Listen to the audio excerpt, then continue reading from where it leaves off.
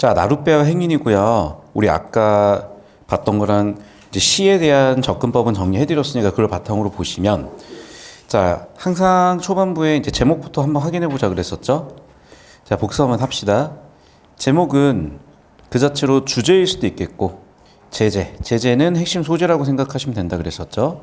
그러면 이 작품 뭐에 대한 거야? 나룻배와 행인에 대한 거예요. 그러면 자, 보셔 여러분. A는 B다. 자, 매개어가 연결해주는 말이 인듯, 인양 이런 것들이 직접 드러나지 않았으니까 뭐라고 한다? 은유라고 한다 그랬었죠. 그러니까 첫 번째 은유법이 두 번 쓰였죠. 나는 나룻배, 당신은 핵인. 그러니까 주어 서술어 꼴. 자, 주어는 서술어이다. 주어 서술어 꼴도 괜찮고 A는 B다 꼴도 괜찮아요. 둘 다 지금 은유법 쓰인 게 보였을 거예요. 되셨습니까? 여기까지. 그리고 항상 얘기하지만 직유도 세트로 기억을 하자 그랬었죠. 직유는 뭐가 직유라고 했지? A 같은 B, 뭐 A인 듯 B, A인 양 B. 자, 그럼 봐. A 같은 B니까 B를 설명하기 위해서 A를 가져왔잖아요. 그래서 B를 이렇게 수식하는 관계고, 그래서 B를 원래 얘기하고 싶었던 거니까 보통 원관념이라고 합니다. A는 그럼 뭐겠어요? 보조관념이라고 합니다. 그리고 제가 좀 솔직히 얘기하면 이제 대학교 졸업한 지 한 7년, 8년 돼가는데, 학교를 오래 다녔어요. 학교는 10년 다녔기 때문에 좀 다시 이제 학교를 다시 또 다니면서 수업을 해야 되다고 느끼는 것 중에 하나가 뭐냐면, 지금 고1, 그러니까 여러분들이 이제 곧 고1이 될 거 아니야. 그러니까 지금 고1랑 고1과 고2가 완전히 바뀌었어요. 그러니까 이제 교과서부터 모든 것들이. 근데 이게 첫 해니까 완전히 바뀐 부분에서도 저는 충격을 받았는데, 여러분이 고1쯤 됐을 때는 엄청나게 바뀔 것 같은 거야. 그런데 예를 들면 이런 게 있어요. 생태학적 관점, 생태론적 관점. 솔직히 나 처음 듣거든요. 그러니까 뭐 예를 들면 생태론이 있다라는 게 제가 학교 다닐 때도 논문을 몇 개 봤는데, 요즘 고1 교과서가 뭐 예를 들면 1학기, 2학기, 그러니까 두 권이죠. 그럼 1권에서 봤을 때 옛날에는 생태에 대한 작품이 뭐 5%도 안 됐다면 지금은 거의 한 30%? 뭐 40%? 옛날에는 막 어떤 느낌이냐, 뭐 6.25 전쟁 배경. 그러니까 당장도 이제 순환이대 같은 작품을 배우는 학생들도 있을 건데, 그 6.25 전쟁 같은 것들, 뭐 독재 같은 것들, 이제 그런 주제였단 말이야. 그런데 지금 이 시대를 생각을 해보잖아. 그렇죠. 지금 이 시대는 뭐 독재, 6.25 전쟁, 뭐 거의 그거는 진짜 까마득한 옛날 얘기야. 그 요즘의 갈등은 뭘까요? 그렇죠. 환경 파괴 같은 것들. 그러니까 사실 여러분이 지금 그럴지는 모르겠는데, 막 손가락 끝이 가려울 수가 있거든. 그러니까 저도 그럴 때가 있었어요. 근데 그게 왜 그런 거냐면, 약간 미세 플라스틱이라든지 아니면 환경 오염 물질 같은 것 때문에 막 이렇게 알러지 반응이 있고, 그래서 그럴 수가 있는 거야. 그래서 이게 원래 이제 저도 막 그래가지고 요즘 가끔씩 이렇게 막 간지러울 때는 저도 알러지 약을 막 먹고, 그리고 여러분 나이 때는 좀 저도 덜 그랬는데, 나이 먹다 보니까 가공식품들 있죠. 막 그래가지고 막 과자 같은 거 이런 것도 저도 이제 환장해서 막 진짜 10개씩 혼자서 먹고 그랬는데, 이제는 아예 못 먹겠는 게, 그걸 먹으면 몸이 안 좋아지는 게 느껴. 그러니까 여러분 때는 사실 괜찮아요. 어리니까. 근데 이게 나이가 드니까요, 회복이 안 되고 그런 걸 느끼더라고. 그러면 지금 우리한테 주어지는 문제는 뭐냐, 뭐 지구온난화 이런 걸 거란 말이야. 사실은 환경 파괴 이런 걸 거라고. 그래서 지금의 국어 작품 주제들도 좀 그렇게 바뀌어 왔어요. 그래서 이제 드리고 싶은 얘기가 뭐냐, 제가 여기 쓰인 이 개념들도 한 15년 전에 워낙 없어서 제가 확립을 해서 지금까지 썼던 거고, 15년 전에는 이게 고3 개념어였다면 지금은 이제 중학교 2, 3학년 개념인데, 또 이게 여러분이 고1 되는 시점부터는 아주 열심히 노력하시는 선생님들 입에서는 또 다른 단어들이 나올 거거든. 그래서 일단 이건 기본으로 좀 깔아주시고요. 제가 나중에 또 연구해가지고 추가적으로 필요한 내용들 내년에도 또 업데이트를 해드리겠습니다. 왜냐면 이제 이걸 보시면서 어떤 선생님들은 배너 선생님이 아직 잘 모르는 게 있다 이렇게 생각하시는데, 그게 아니에요. 이게 옛날 느낌이라서 그런 거고, 저도 이제 그 필요를 느껴가지고 지금 대학원도 좀 준비하고 있습니다. 자, 다시 돌아올게요, 얘들아. 그래서 은유법과 직유법에 대해서 제가 설명을 드렸고, 자, 그럼 봐. 이제 은유법에서 원관념은 달라요. 왜? 주어에 대한 얘기잖아. 그래서 A가 앞쪽에 나오는 게 뭐야? 원관념이야. 그리고 뒤에 나오는 게 보조관념입니다. 그래서 은유법과 직유법을 딱 구분하셔가지고, 은유법은 A는 B다, 원관념, 보조관념. 외운다기보다는 좀 이해를 하시고 반복하셔서 기억을 해두시고요. 자, 그럼 봐봐. 나는 나룻배고 당신 행인이잖아. 그럼 나랑 당신, 그 다음에 나룻배랑 행인. 자, 이런 거를 뭐라고 하죠, 우리는? 2번 대구라고 합니다. 대구는 두 가지인데 내용적으로 대응이 돼야 되고 형식적으로도 대응이 돼야 돼. 자, 그럼 형식적 대응을 뭘 얘기하는 거냐? 주어는 서술어이다, 주어는 서술어이다. 형식적으로 지금 대응되고 있죠. 이런 거를 형식적 대응, 대꾸, 내용적으로 대응됐으니까 대꾸라고 합니다. 자, 세 번째, 근데 주어 서술어가 반복됐죠? 그럼 뭐라고 이거를? 동일한 문장 구조의 반복. 자, 나중에 좀 어려운 말로 문장 구조를 통사 구조로 배우실 거예요. 통사 구조의 반복 이렇게 하셔도 돼. 자, 대꾸와 유사한 동일한 문장 구조 반복, 통사 구조 반복까지 봤습니다. 대꾸 여기서는 대비라고 할 수도 있겠어요. 내용이 대응되고 있으니까, 비교되고 있으니까. 여기까지 이해되셨죠? 자, 그리고 이제 하나 더. 왜 이렇게 많냐?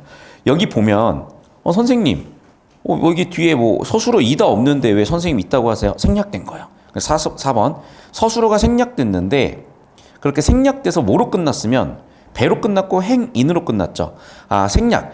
즉 서술어, 그러니까 서술격 조사가 생략되다 보니까 명사만 남았어요. 그래서 명사로 끝맺은 시행이라고 합니다. 다시 뭐라고? 명사로 끝난 시행. 그래서 명사로 끝맺을 때는 여운 같은 게 남더라까지도 네 가지 개념들 정리해 보셔야 돼. 그래서 첫 두 줄부터 이렇게 출제될 수 있는 거 많고, 우리가 이제 내신 문제 풀다 보면 이런 게 좀 정리가 안 돼 있으면 이제 선제에 있는 내용들이 안 들어와요. 그래서 선제에 있는 내용들을 판단하시려면 이런 게 필요했으니까 잘 한번 정리를 해보시고. 되셨죠? 넘어가면, 자, 그럼 봐봐. 또 이제 왜 이렇게 안 끝나? 무한인데 거의. 자, 6번 여기는 화자죠. 7번 당신은 청자죠. 자, 당신은 그럼 봐봐. 청자죠. 그럼 당신이라고 불렀으니까 대화가 이루어지진 않았더라도 대화에 의도가 있다고 봐야 돼. 그래 뭐라고 한다? 대화체라고 한다. 뭐가 있다? 대화에 의도가 있다. 아, 당신은 흙발로 나를 짓밟아요. 자, 그럼 봐, 얘들아. 당신이 나를 흙발로 짓밟는다. 밟는 것도 아니고 짓밟는데.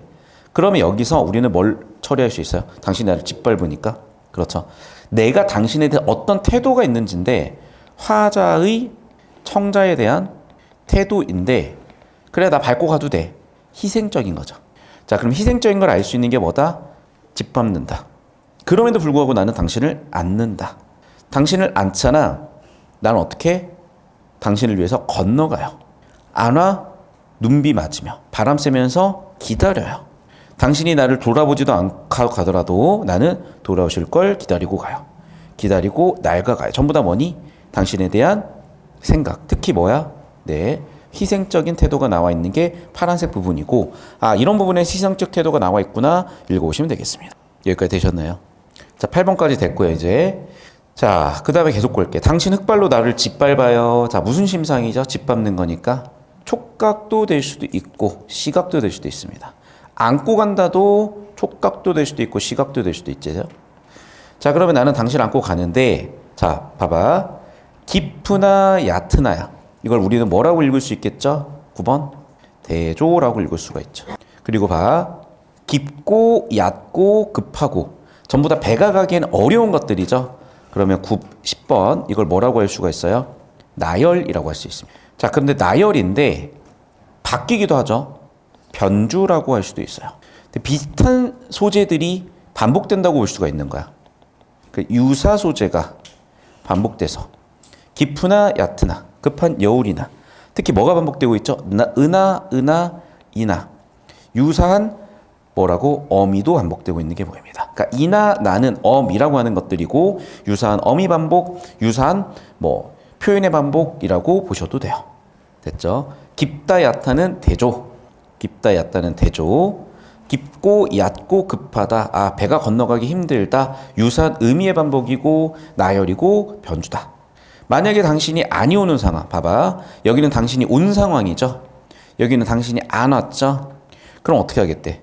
나는 바람 쐬고 눈미 맞으면서 밤에서 낮까지 당신을 기다리고 있겠대요. 자, 그럼 봐봐. 바람이 샌다. 그러면 우리가 밖에서 바람 맞으면 얼마나 피곤하고 힘들어요. 눈비도 마찬가지죠. 그럼 바람과 눈비는 전부 다 어떤 의미들이냐면 실현의 의미고, 이게 역시 반복된다고 보셔도 돼요. 그 다음 또 봐봐. 나는 바람을 쐬고 있죠. 눈비를 맞았죠. 아, 그렇구나. 목적어 서술어 같이 동일한 문장 구조도 반복되고 바람과 눈비가 이렇게 대응된다. 즉 이걸 대꾸라고도 해석하는 것도 가능합니다. 왜? 바람하고 눈비, 쇠다 맞다가 서로 대응되고 있으니까요. 자, 그러면서 계속해서 나는 어떻게? 밤에서 낮까지. 자, 밤에서 낮, 이건 뭐예요? 시간이죠. 그래서 시간의 흐름 표현이야. 밤부터 낮까지 계속 기다리겠다. 화자의 상황은, 화자의 태도는 어떻다? 기다리겠다. 화자의 태도는 무슨 일이 있어도 당신을 기다리겠다. 그런데, 자, 당신의 태도죠. 여기는 화자의 태도야. 근데 여기는 청자, 당신의 태도예요. 당신의 태도는 어때요? 물만 건너면 그냥 가버리신다는 거예요. 아, 그럼 약간 좀 서운할 수 있죠. 그럼 봐봐. 당신의 태도 때문에 화자는 보통이라면 서운할 거야. 하지만 나는 어떻게 하겠대? 난 괜찮아. 나는 당신이 오실 줄만은 알아요. 당신은 어떻게 하겠다? 나는 기다리겠다는 거죠. 서운하더라도 그런 상황이 돌아 나는 기다리겠다. 그렇게 나는 날마다 나아간다. 자, 여기도 뭐예요? 반복 표현이죠. 자, 완전히 똑같은 동일한 시어의 반복인데 이 동일 시어의 반복 왜 썼다? 강조를 위함이에요. 자, 그러면서 자, 아까 맨 처음에 나왔던 게 끝에도 반복이 됐죠. 이런 거 우린 뭐라고 한다? 수미상관이라고 한다. 그래서 처음하고 끝이 이렇게 유사한 게 반복이 됐어요. 13번 우린 이걸 뭐라고 하겠다? 수미상관. 수는 머리, 수, 미는 꼬리미, 상은 서로상, 관은 관련이 있다. 그래서 수, 머리와 미, 꼬리가 상, 서로 어떻게 된다? 관련이 있다. 시에서 그래서 머리 앞 꼬리가 비슷할 때 수미상관이라 표현까지 쓴다는 거 정리해 주시면 되겠고, 역시 다시 한번 또 명사로 끝맺은 시행부이죠. 여기까지 정리하면 되겠죠. 됐습니까? 너무 빨랐니 혹시? 필기 못한 사람? 필기 다 되셨어요? 예, 고생하셨고 영상 잠깐 끊어주세요.